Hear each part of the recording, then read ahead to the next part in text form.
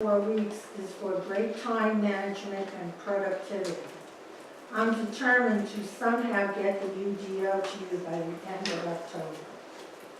The end of October 2015. We're still waiting.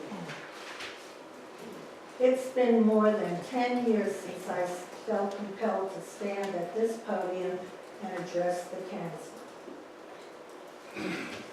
I came to express my disgust at the behavior of people on the forum in the local paper. Because they were anonymous, those people felt free to make the most mean-spirited and cruel remarks about others.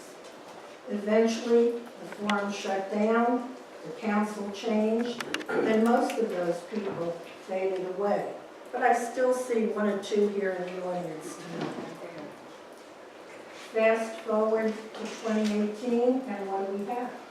Social media and the same mean-spirited attitude. Committee and staff members posting ugly comments without fear of reprimand. Cameras in town hall.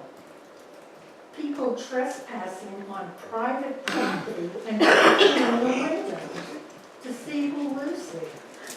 My kids think I make mistakes.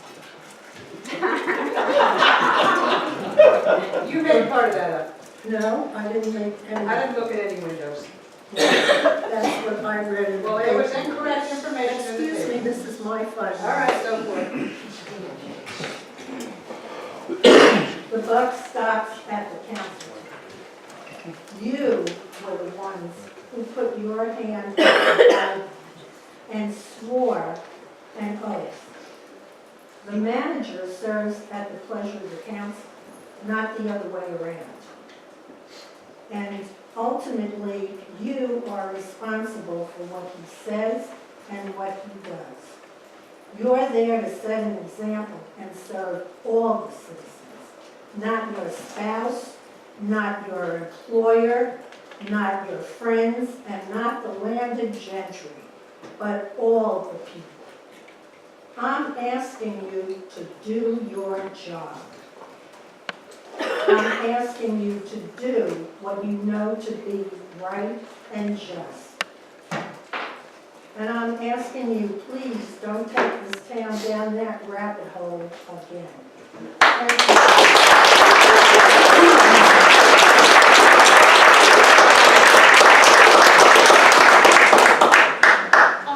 Dave Schnurman, comments about finance or budget. Dave Schnurman here.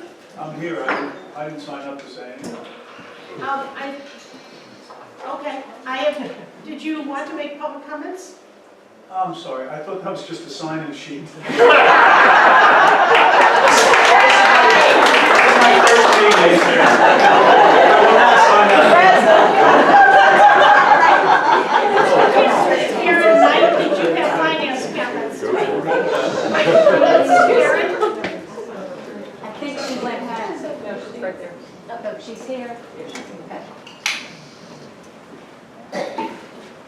Karen, that's 7501 Dale. A lot of people said this already, I just want to reiterate it. I think we need to get the budget in line.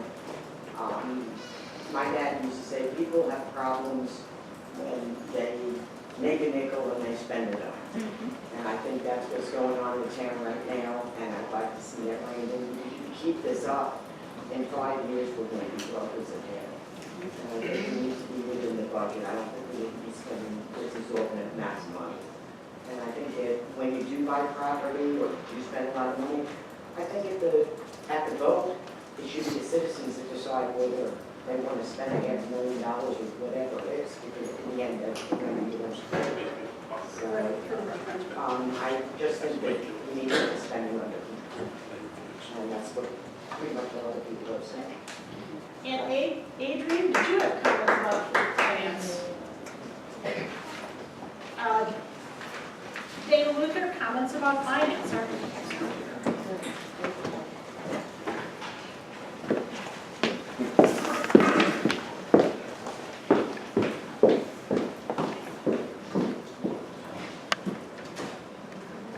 Once again, let me start by disputing the claims in the Northwest Observer regarding my previous public comments, since there were many. When discussing the Gordon Building in Martin House, I mentioned possible historic preservation options in keeping with the intent of the comp plan. I did not say the town should get the Gordon Building on the historic register and get it ready for sale. I said that was a possible option for consideration during budget meetings. I am also not opposed to a longevity policy, with the key word being policy. I never once suggested that the town manager manipulated unwritten policy for his own personal financial gain, or hinted that the town manager, without a written policy, made the town's practice work to his benefit, as the newspaper stated. By nature, longevity benefits all employees with financial gain, but an approved policy would ensure accurate budgeting and fairness for all employees. The confusion caused by the lack of a policy was evident when a long-term employee failed to receive her longevity when it was due to her in July, and still has not received the funds 9 months later. I also did not question the town manager's supervision of town employees. I stated that the manager and staff should be held accountable and that policy should be followed and enforced or changed. For clarification, there is no difference in money between the longevity bonus and the longevity raise as some have thought. You get the same amount of money until year 10. In year 10, when the employee winds up with a total of a 5% raise, the 2%, and then the 3%, they wind up with 5% total instead of a 3% longevity bonus. That's the only difference. Another prime example of a policy not being followed that could have a budgetary impact and could set a precedent for the future is related to the payout of vacation time. Apparently, it was decided that the manager would receive a payout of some of his unused vacation time, so in July, he received a net check in the amount of $2,384.25, with gross probably being closer to $3,000. The personnel policy states that vacation leave may accumulate to a maximum of 30 days, as measured at the end of the calendar year. Vacation leave accumulated over 30 days shall be deducted from the vacation leave total and credited to sick leave, once again, at the end of the calendar year. The policy says nothing about losing vacation time. Sick leave is accumulated indefinitely and goes towards retirement if not used. As far as paying it out in July, any rollover occurs at the end of December. So was the manager's overage not transferred to sick the previous December, according to policy, or was somebody jumping the gun assuming he would not be taking the vacation by the coming December? The policy also states an employee may be paid for accumulated or unused vacation leave while still in the employment at the manager's discretion under extenuating circumstances. From what I understand, council was told that the manager was going to lose his vacation if not paid out, and since it was done for an employee previously so that they wouldn't lose theirs, that they should do it for him. Unfortunately, that is incorrect regarding the other employee. When the town was without a permanent town manager and 2 other employees, a staff member was unable to take their vacation for lack of staff presence. That staff member had a health and safety emergency that arose, so they were paid some of their vacation to assist with that emergency.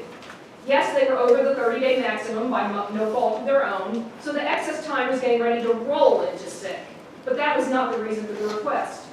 That was truly coincidental since the emergency occurred in December. Council decided to amend the personnel policy to allow for such a payout under extenuating circumstances only. I was interim town manager and finance officer during the event stated, so I know the circumstances, and the employee has also allowed me to speak regarding these circumstances. I personally do not view the fact that the town manager failed to take his vacation as extenuating circumstances. He has actually written up that same employee mentioned above for not taking their vacation, even though there is no vacation limit in the policy. The policy wouldn't have the rollover provision if going over the maximum was not allowed. Employees are encouraged to request leave during each year to renew their physical and mental capabilities according to the policy. All employees should take at least 5 consecutive days of vacation leave in each calendar year. Does the town now need to include an amount in the budget each year for the payout of vacation for employees that choose not to take their vacation time and go over the limit? The town has now set a precedent and has opened the door to litigation and formal complaints, as has happened in the past few years, by not treating all employees fairly and equally. The personnel policy states the town council shall establish and amend personnel policies and rules. The town council is the appointing authority. That is exactly my point. regarding longevity and approving and following policy. Council is responsible for approving policy, and the manager is responsible for ensuring that policy is followed. If there is ever a question, council and the manager should err on the side of caution and not give an appearance of not following policy or actually not following policy. Just as an FYI, the current purchasing policy and procedures manual on the website, I just wanted to let you know, the version on the website is the one that was approved in 2008. Revisions were done in 2016 and 2017 with a statement that further revisions would be brought back in 3 months, but they have not been. To prevent accusations of policies not being followed, I would suggest that the website be updated and double-checked to have the correct version of all policies out there. That would prevent any other confusion with citizens, because that's one of the areas, transparency as we've discussed, and citizens rely on the website for correct information. And if they have incorrect information, they're going to make accusations. Thank you all very much for coming. Really, we have a lot of citizen participation, and I welcome all the comments so that we can better meet your needs. The next- Madam Mayor, there was one other speaker that came in late for budget. Jason Webster, would be over here. Sure, go ahead, Jason. Thank you. Jason Webster, 7006 Crossing Court in Toll Farm. But I'm actually here on behalf of the Trails and Open Space Committee. And specifically here during the budget discussion, to make a request regarding the AMY Greenway. This is something that we've discussed in Trails and Open Space Committee with regard to the timeline for the Greenway and with regard to the tunnel that is currently under US 220 and just sitting there. We have looked at mapping, looked at GIS, looked at a variety of different characteristics for it, and we'd like to request that you add a budget item for this year for a sidewalk that would connect from the mouth of the tunnel up to Summerfield Farms. And we realized, Summerfield Road. We realize that budget is a hot topic. Obviously, this is a tenuous environment to be asking for something like this.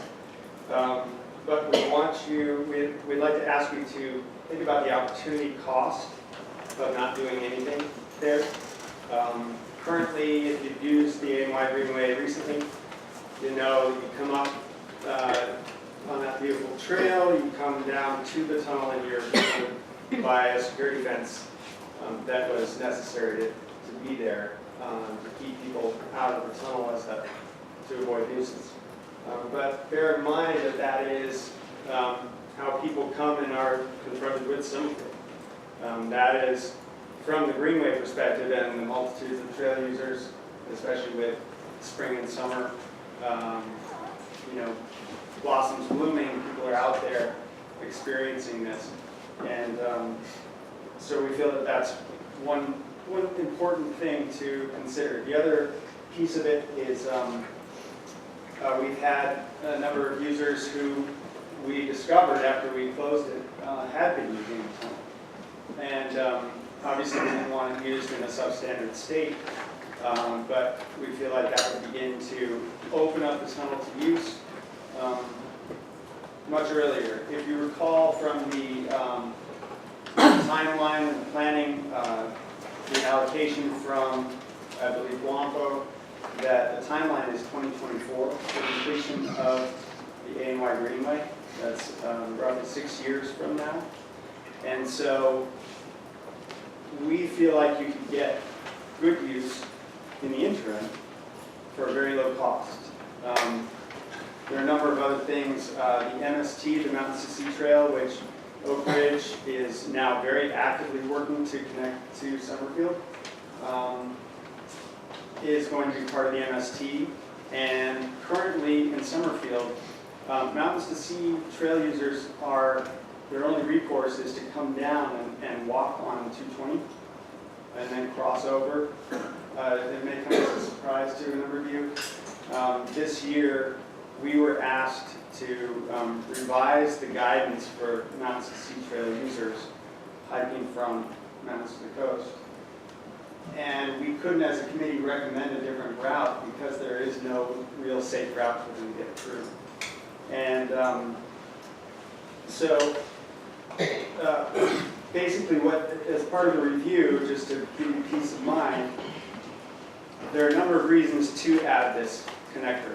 One is that ultimately in the long term, Summerfield would benefit from having a loop. This would be a connector loop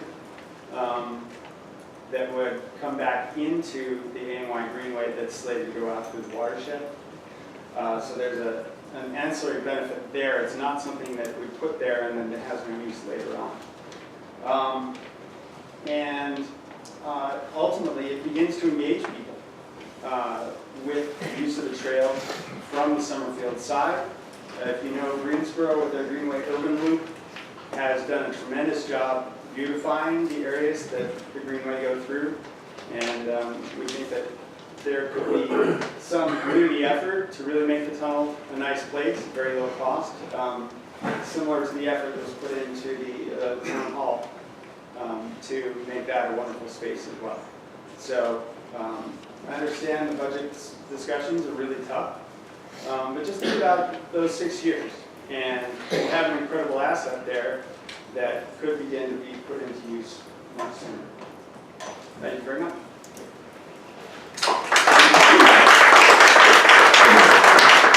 Council and manager response to comments. Who would like to go first? I wouldn't mind starting on that, and just to piggyback off of that request, since our budget is, first draft is due next Monday, could we possibly talk about that just briefly under other business later this evening, just to get an idea? Let me start out, the big thing I heard this evening relates to the noise wall, and I just want to real quickly give you, that is the wall, we'll get to that.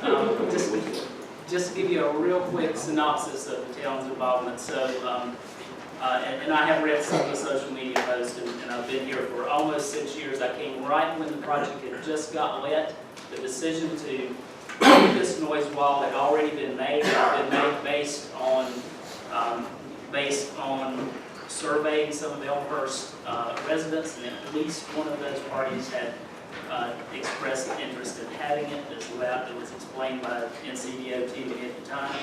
And so fast forward to the town's involvement. Ms. Knight spoke about how the town was involved here. In 2013, she's right, actually 2012, I think we got started. Elmhurst came to the town and said, we're really disgusted with the design, particularly at our entrance, and frankly it was pretty bad on the northern end. It was at a right angle. And so while this was a DOT project, a federally funded project, the town did get very involved with that aspect, mostly as a facilitator between the Elmhurst HOA and DOT, and spent several months, probably a year plus, as you suggested, working with, talking both with DOT, with attorneys, with Elmhurst residents, with council, and what came out of that ultimately was, I thought, a very good outcome. We got the DOT agreed to redo that entrance, and on the northern end, and I think everybody was satisfied with the design changes, and we, again, the town facilitated that. Getting to the wall itself, so at the time, when I came to 12, the wall had already been chosen. It was a local company,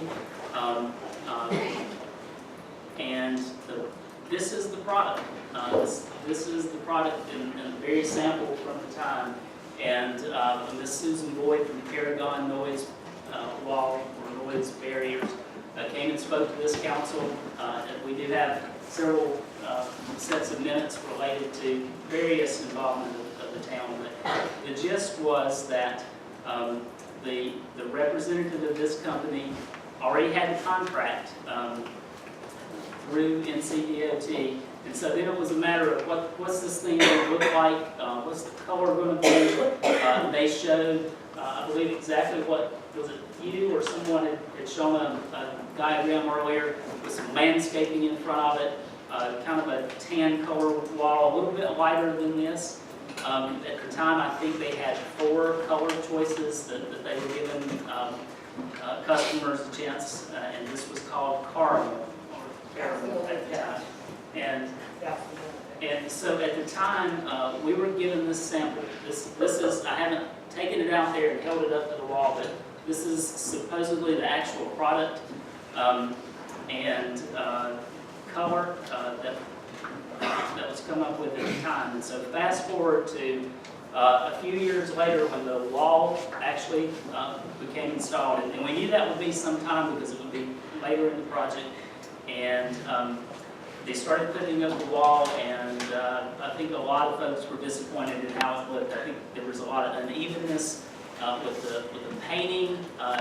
Shortly after the wall panel started going in, we started having some of this material bubble up and evidently come loose from the substrate.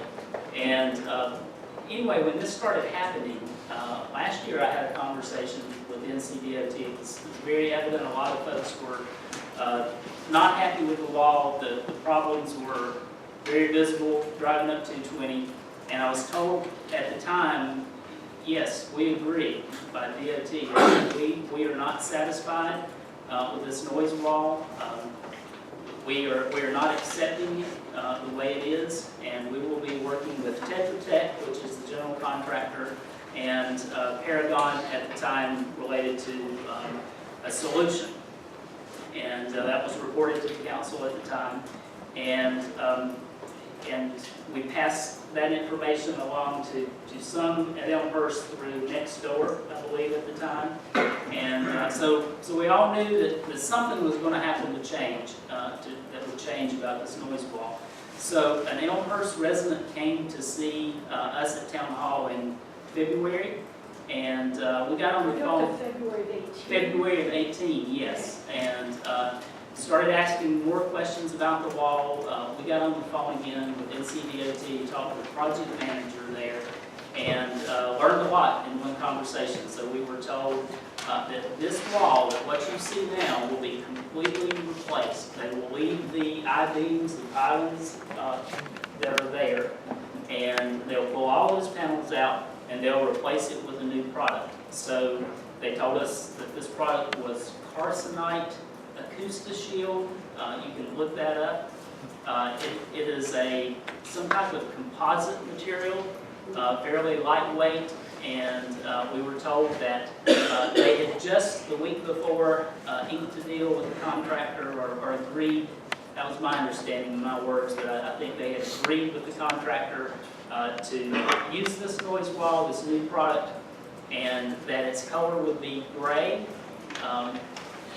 They just told us that in that conversation.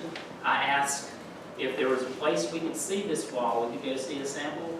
They gave me a spot in Greensboro, helped me out here, I-73 and Gate City Boulevard. I can't remember. There's one spot in Greensboro over an overpass, and we looked it up on Google Earth and we found it pretty quickly, that has a sample of this wall that's been used in Greensboro. And we were told what's coming. They have a couple of varieties. We were ultimately told by DOT it was a 12-inch design. They have a couple of different designs of that product. And so as soon as we learned all this information, we shared it with that Elmhurst resident that day, and immediately sent out an email update to council. I think the Observer did a story maybe a week or so after that, related to what was shared from NCDOT. And so I know there have been a lot of questions about it. And one thing I read online was that DOT had reportedly said that the council had passed a policy, it sounded like recently, maybe in the last year, related to this new product. Council did not. Council has not had any discussions about this wall. I remember, I believe it was in December of 17, Liz Burkett, is she your new HOA president? She came and I believe she spoke about the entrance itself and maybe the wall too, about, you know, did we get any help, because at the time you didn't know about the new product, and we didn't either. And that is my only recollection of any conversation that council has had, or any word that council has heard on that recently until we got that update. So fast forward, where are we today? I left out one detail. They also told me in February, when I spoke with the project manager at NCDOT, that it would be approximately 4 to 5 months before we would see those panels replaced, because they have to come out there, pull them all out, replace them with the new product. So do the math there if they're still on track about that, and we can certainly They double it. and is there anything else I'm forgetting about? I couldn't remember that. Yeah, a question for you. Yes. So there's one, the citizens have also asked, who's going to pay for the replacement? Is that on the contractor? That has no connection to the town of Summerfield. No, I knew that, I knew that part, but. So I'm not sure I'm not sure if the contractor, Tetra Tech, is eating that cost, and DOT is eating some of that cost. I don't know that, but I do remember the one other thing I wanted to mention, because when Ms. Knight showed that early noise wall sample as far as what it would look like, it had trees in front of it, and so that's a big missing component, is the landscaping. So this is another area where the town will be involved with the landscaping. So the town always expressed interest in wanting to work with DOT to help select some of the plantings in front of that noise wall. And you know, you've got two sections in that noise wall, two parts. You've got the parts that are set back from the road that have room for landscaping and plantings, and then you have those that have what I call the concrete jersey barriers that are right against the wall. There's no room, there won't be landscaping there, but we have stayed in touch, we being town staff, planning department, over the years about this landscaping, because we want to make sure we don't miss out on that opportunity to be involved in that. And Carrie and I met last year with NCDOT, I think in the fall, to talk about landscaping, and everyone said, they said at the time, you still have time, it's the last thing we'll do, it has to be designed by NCDOT, and we will make sure that the town is involved when that happens. So our expectation is to still be involved with the landscaping, and as far as the town's ability to influence any change with existing law, because I heard facilities suggested a change in color of the carcinite product, and I think that's a worthy, valid question.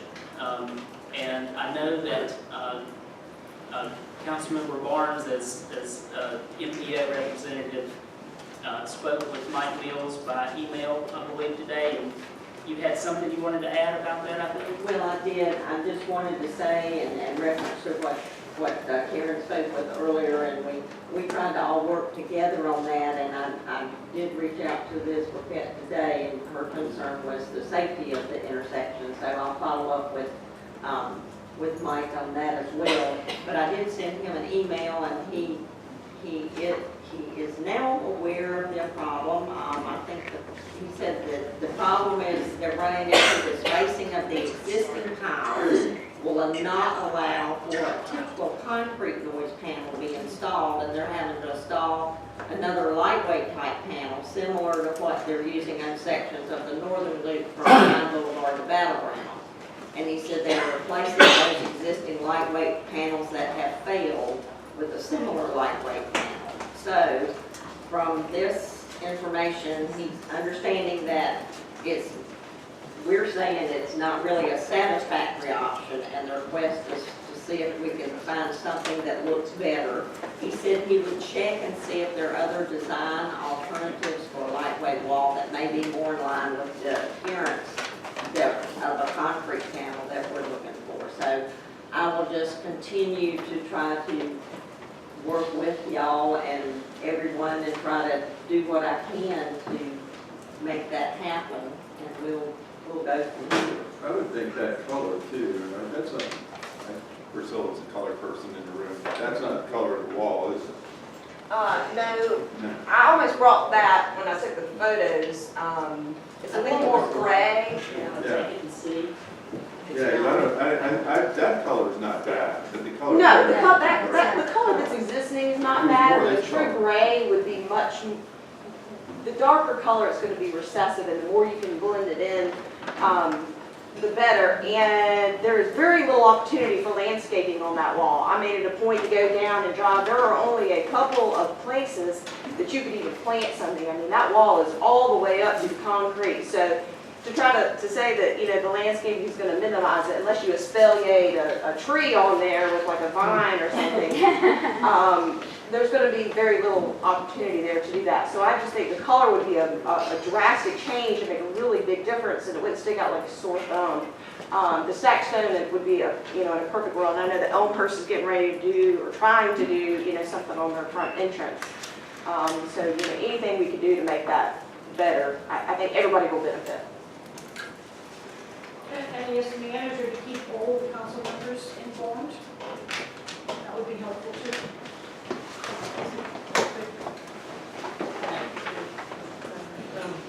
When Elmhurst, whoever is doing the Elmhurst design, I think there's several different people. Somebody might be on the sign, somebody's doing the landscape.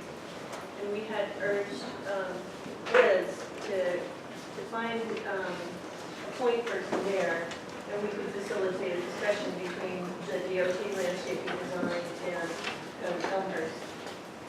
Especially before you spend a whole too much. I mean, take advantage, in other words, of what the DOT might be using there for landscape and sort of work together to create an entrance. So we offer to facilitate those discussions.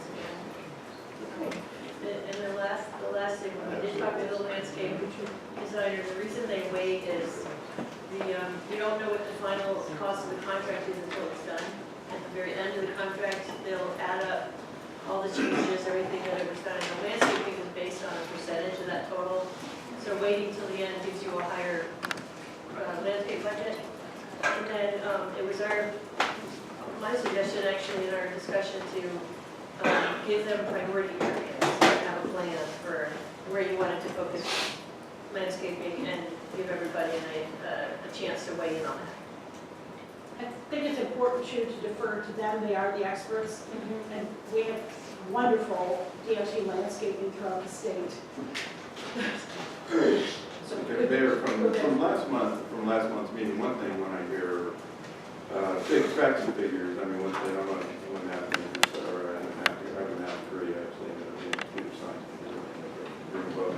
I like to check things just to make, and I do this, this is just the way I am. So there were some reported numbers that